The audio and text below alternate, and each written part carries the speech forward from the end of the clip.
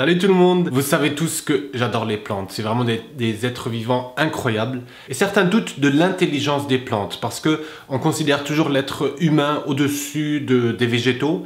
Mais aujourd'hui, je vais vous présenter 6 plantes, elles sont juste incroyables. C'est vraiment juste ouf ce qu'elles savent faire. Et d'après moi, à la fin de cette vidéo, vous allez être d'accord avec moi que les plantes, elles sont aussi intelligentes et peut-être même plus intelligentes que les êtres humains. Allez, c'est parti.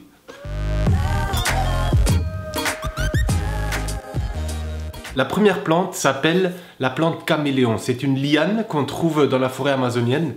Et ce qui est ouf, c'est que des chercheurs ont observé cette plante. C'est une plante qui s'agrippe sur d'autres plantes. Quand elle s'agrippe sur ces plantes, elle prend la forme de la plante sur laquelle elle va. Donc en gros, si la feuille, je sais pas, elle est triangulaire sur la plante sur laquelle elle va, elle-même, elle va développer des feuilles triangulaires. Ce qui est incroyable, c'est que cette plante-là peut le faire avec différentes plantes. C'est-à-dire, si elle est elle-même connectée à 3 ou 4 différents arbres, par exemple, elle va prendre la forme, les feuilles vont prendre la forme de ces différents arbres. Si l'arbre il a des pics, elle va développer des pics. Et vous pourrez me dire, oui, mais c'est peut-être parce qu'elle se connecte à la plante. Non, parce que des arbres qui n'ont pas de feuilles, elle va pas s'adapter. Donc c'est vraiment par rapport à ce qu'elle perçoit dans son entourage. Et ça démontre en fait un truc assez ouf, c'est que la plante, elle voit, elle prend conscience de la forme en regardant en gros et elle va s'adapter par rapport à ça. On le sait déjà que les plantes, elles voient parce que la vue, c'est quoi? C'est de sentir la vibration de la lumière qui est une onde et que nous, on a des yeux, mais les plantes aussi, elles voient, c'est comme ça qu'elles réalisent leur photosynthèse. Mais cette plante-là, elle voit son entourage et à une certaine distance, elle va capter la forme des plantes et elle-même s'adapter pour faire comme un caméléon. C'est assez ouf, non? La deuxième plante qui est incroyable, c'est juste le petit pois que vous mangez. On a fait une expérience où on a regardé si on mettait une source sonore, ça veut dire genre, je sais pas, un ampli ou un truc qui fait des... Il me manque le mot. Un truc qui fait des sons. Haut-parleur. Un haut-parleur avec le son de l'eau. Et on s'est demandé, est-ce que les racines, elles vont chercher l'eau uniquement parce qu'elles entendent le son. Et on pourrait dire, mais comment est-ce qu'ils n'ont pas d'oreilles? Comment est-ce qu'une plante peut entendre? Oui, mais le son en lui-même, c'est comme la lumière, c'est une vibration. Donc on se demande, est-ce que, au lieu avec les oreilles, mais les racines, elles ont cette capacité à entendre. Et ce qui est dingue, c'est que les racines, elles peuvent entendre l'eau et que si on met un petit haut-parleur quelque part avec des bruitages d'eau, les racines des petits pois vont se diriger vers cet haut-parleur. Encore une fois, je trouve ça incroyable. Une troisième plante qui est juste ouf, c'est la dionée. Vous la connaissez peut-être parce qu'on la trouve pas mal dans des magasins de fleurs. Vous savez, c'est cette carnivore, déjà une plante carnivore, c'est assez incroyable, qui se referme comme ça. Au-delà d'être carnivore et que elle est magnifique cette plante parce qu'on se disait, elle ressemble vraiment à une bouche, c'est quand même ouf. Les chercheurs, ils se sont intéressés, ils se sont demandé comment en fait elle perçoit qu'il y a une proie. Elle pourrait se fermer avec le vent ou avec une goutte d'eau, mais avec une goutte d'eau par exemple qui tombe dedans, il n'y a rien qui se passe, elle reste ouverte comme ça. Mais par contre, quand il y a une petite bestiole, ben là elle se ferme. Ce qui est incroyable parce que ça fait, c'est le toucher en fait. C'est que est-ce qu'une plante, elle peut sentir que on la touche? Quand il y a une petite bête qui tombe dedans, elle va toucher la plante à un endroit. Si au bout d'un certain temps, cette même bête, elle touche la plante à un autre endroit, ça veut dire qu'il y a vraiment les deux, là elle va se fermer. Il y a une mémoire, ça veut dire que la plante, elle va mémoriser qu'elle a été touchée à un endroit, puis à un deuxième, et c'est ce phénomène-là qui va faire qu'elle va fermer.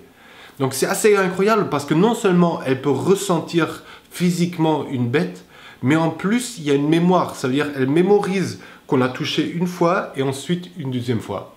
Incroyable, non?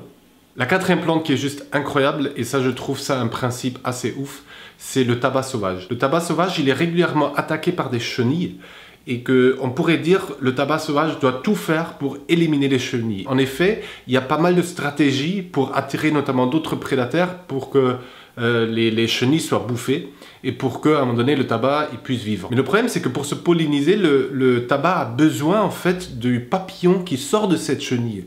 Donc pour se reproduire d'une certaine façon, le tabac il en a besoin, donc il ne peut pas l'éliminer complètement.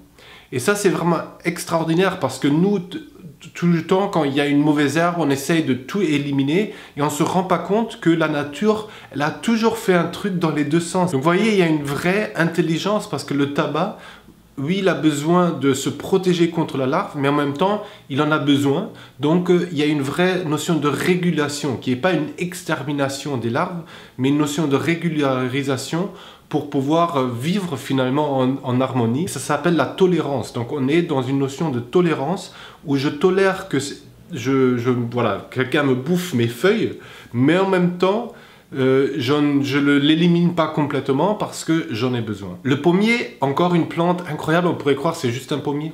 Mais ce qu'on a trouvé, c'est que le pommier, il arrive à sécréter une certaine odeur. Donc là, on est sur l'odorat qui va attirer les mésanges quand il y a trop de chenilles. Ça, encore une fois, je trouve ça incroyable parce que ça permet de réguler une certaine population quand on est attaqué. Ils ont fait des tests, ils ont enlevé toutes les chenilles et toutes les feuilles qui ont été attaquées une fois qu'on a trouvé un pommier qui était attaqué, et les mésanges, elles viennent quand même parce qu'elles sentent, c'est une odeur qui fait qu'elles sont attirées. Moi je trouve ça incroyable parce que là on ne parle pas de vue, on ne parle pas de toucher, on parle d'odorat. La dernière plante que vous connaissez peut-être, elle s'appelle la sensitive. C'est ouf cette plante parce que déjà elle-même, quand vous la touchez, je vais essayer de vous trouver une vidéo, quand vous la touchez, elle replie les feuilles. Donc elle se protège vraiment, et ça c'est que quand on la touche, par exemple quand il y a un peu de vent, elle reste ouverte. Parce que le fait de se fermer, c'est aussi un vrai risque pour la plante, parce que d'un ça coûte de l'énergie, mais en plus elle est plus en photosynthèse. L'idéal pour elle c'est de rester ouverte. Du coup c'est vraiment un mécanisme de protection. L'expérience qu'ils ont faite, et ça c'est encore une fois assez incroyable, c'est sur la mémoire de la plante. Ils ont pris un pot de sensitive et ils l'ont laissé tomber, voilà, à plusieurs reprises, d'une certaine hauteur, sans que le pot s'écrase bien entendu en bas, et ils ont essayé de voir est-ce que la plante elle s'habituait à ce stress, parce que c'est un stress au final, et que est-ce que si on le faisait pendant un certain temps, la plante elle s'habitue. Et incroyable, mais vrai, au bout d'un certain temps, la plante elle ne refermait plus les feuilles parce qu'elle s'était habituée au stress et elle avait remarqué qu'en fait, une fois qu'elle était tombée par terre, c'était pas un danger pour elle et du coup, elle n'avait pas besoin de fermer ses feuilles. Le truc le plus incroyable dans toute l'histoire, je l'utilise beaucoup ce mot incroyable et ouf dans cette vidéo, mais je trouve ça vraiment incroyable, c'est que pendant un mois, la plante, elle gardait ça en mémoire. C'est-à-dire, au bout d'un mois, on pouvait toujours la laisser tomber et elle ne se refermait pas. Au-delà d'un mois, elle l'avait oublié, donc là, à nouveau, elle se refermait. On pourrait se dire, oui, mais c'est peut-être tout simplement parce qu'elle était épuisée, parce qu'elle n'avait plus l'énergie au bout d'un certain temps qu'on la laisse tomber. Mais non, parce que si, à un moment donné, on l'a touchée à nouveau juste avec le doigt ou avec un autre stresseur, là, elle se fermait. Donc c'était vraiment une habituation et qu'on retrouve aussi chez les animaux d'ailleurs. Et ça montre que non seulement la plante, elle est intelligente parce qu'elle sait interpréter que finalement c'est pas un danger, du coup elle n'a pas besoin de fermer, mais en plus elle le garde en mémoire. Pour terminer, je sais que c'est pas une plante, mais c'est aussi un truc assez incroyable, c'est qu'une plante, quand vous regardez, c'est pas comme un animal ou comme un être vivant, si on nous coupe la tête, on est mort. Une plante, si vous lui coupez une branche, si vous lui coupez la tête, même des arbres, vous pouvez les couper à une certaine hauteur, elle repart. Et que si vous coupez des racines, elle repart. Et ça, c'est vraiment organisé, comme on dit, sous forme d'une intelligence collective et qui d'après moi, fait une des grandes forces des végétaux. C'est que on peut couper un morceau et ça repart dans différentes directions. Je vous ai donné que quelques petits exemples. Si vous voulez, je vous mettrai le livre qui s'appelle « L'intelligence des plantes » dans la description. Les plantes, il y a une intelligence incroyable derrière, il y a un ressenti, il y a tout ce que nous, en tant qu'êtres vivants, On peut vivre avec nos 5 sens, c'est présent chez les végétaux. Peut-être oui, c'est pas avec des yeux, pas avec des oreilles et pas avec une peau, quoi, encore la peau, mais avec tout leur corps qu'elles le vivent. J'ai envie de vraiment dire qu'il est grandement temps qu'on respecte les végétaux autant que les animaux et les êtres vivants et que le vivant. La Suisse, c'est le premier pays à avoir défini des règles éthiques pour le respect des végétaux. Je trouve ça extraordinairement bien. Il y a aussi le magnifique film de l'intelligence des arbres qui parle de ça. Je crois qu'on va encore découvrir plein de choses sur les végétaux. Je trouve ça super. J'espère que ça nous permettra de vivre plus un petit peu dans le respect de ce vivant qui est quand même, je terminerai là-dessus, incroyable et ouf. Allez, je vous fais un gros bisou et je vous dis à la prochaine fois. Ciao!